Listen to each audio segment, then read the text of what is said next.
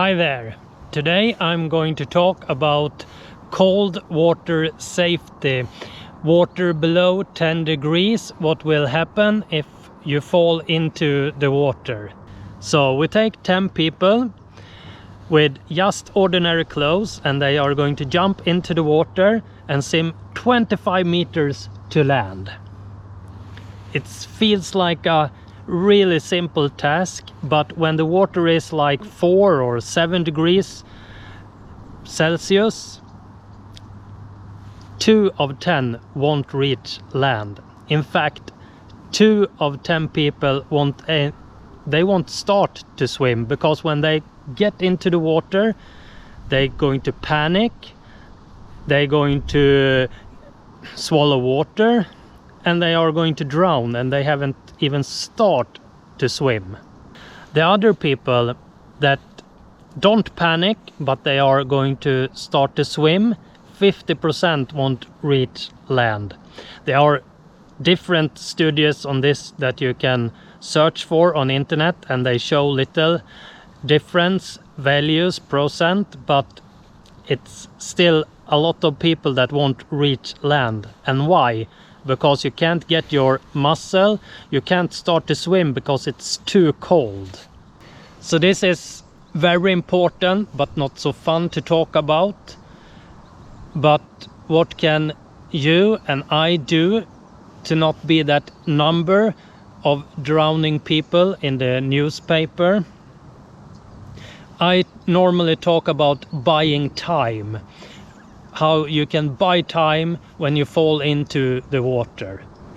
The first thing you can buy time with is your leash. The leash will make you stay maximum 3 meters from your board, and you have a floating thing that you can hold to. But if you are one of these 2 that are going to panic when you fall into the water, a leash won't help you at all. The thing that can buy you time when you panic and can't breathe and start to swallow water, to avoid that, to swallow water, is the life jacket. This one will hold you floating under the time that you have panic. So cold water, don't go out without a life jacket. The third thing I will say to buy time is to have a dry suit or wetsuit. A dry suit like I have will be a barrier between water and your body. So it means that you won't panic and you will be able to swim, because it won't be that cold as if you just jump into the water with ordinary clothes. Next thing to buy time is to paddle with a friend. A friend can help you if you, for example, hurt yourself, get injured. Maybe you fall from the board and hit your head in a rock. They can help you to lift you up to the board again.